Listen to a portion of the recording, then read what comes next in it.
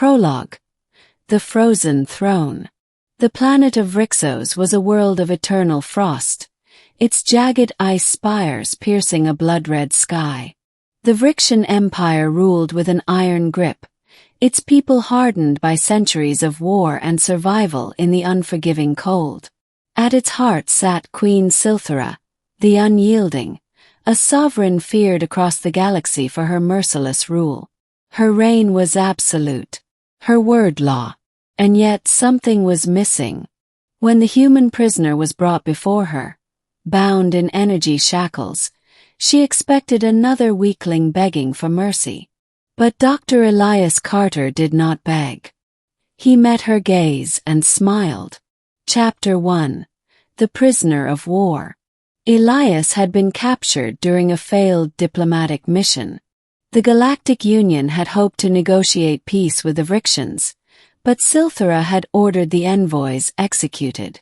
Only Elias had been spared, because his medical expertise intrigued her.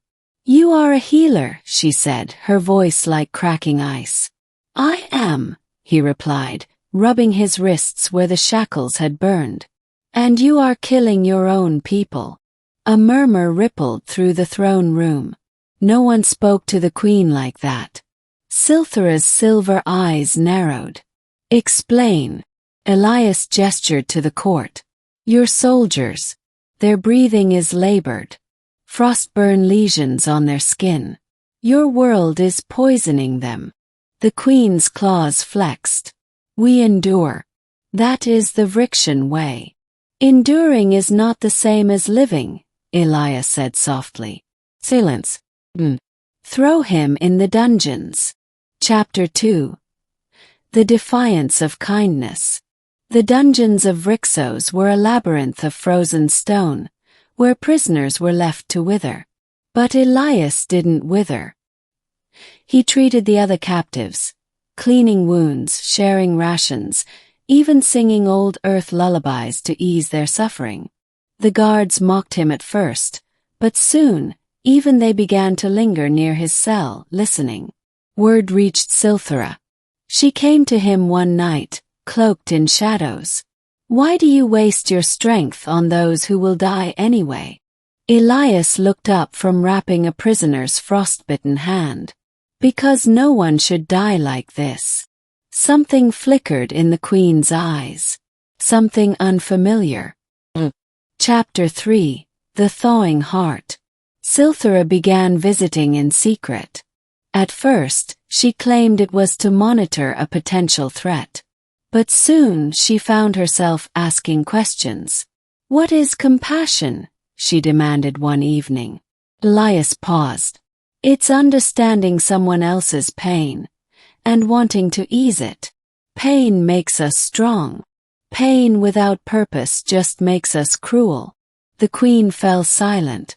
Then, hesitantly, she removed her gauntlet, revealing scarred, frostbitten fingers. Elias reached for his medical kit without a word. Chapter 4. The Rebellion.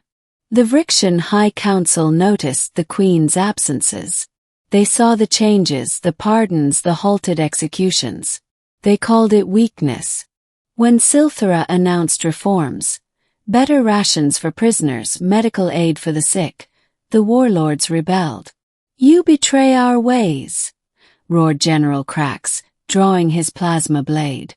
Silthera stood, her voice steel. "I rule, not you." The throne room erupted in violence. Chapter 5. The Choice. Elias fought beside her, using scavenged weapons and sheer desperation. But they were outnumbered.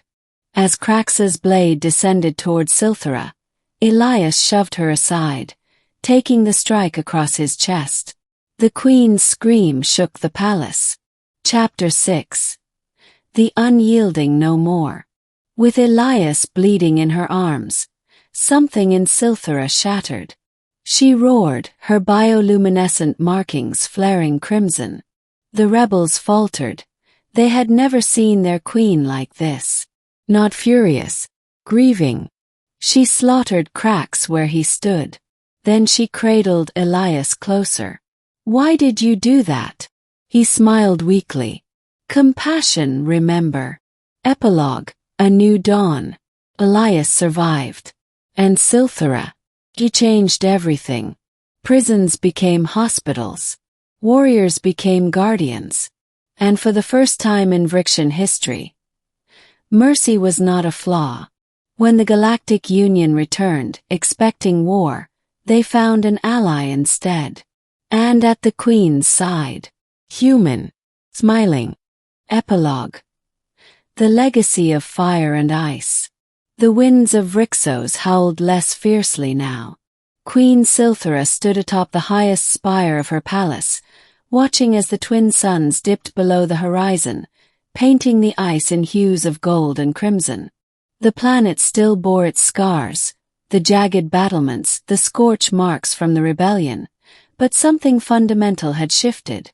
At her side, Elias leaned against the railing, his breath fogging in the cold air. The wound across his chest had healed into a silver scar, a mark of sacrifice that the Vryxians now revered. You're brooding again, he said, nudging her armored shoulder. Silthera didn't turn. I am considering the future. And she exhaled, watching the vapor curl between them. We will tear down the old prisons. Build schools instead. The warlords who resisted have been exiled, not executed. People are afraid, but hopeful. Elias smiled. Hope's a good start. A gust of wind whipped between them, carrying the distant chants from the city below. The people had begun calling her something new. No longer the unyielding, but Silthera the tempered. A queen who had been forged in ice, but learned to bend. She turned to him suddenly, her silver eyes burning. Why did you stay? Elias met her gaze without flinching. Because someone had to remind you that strength doesn't always mean hardness.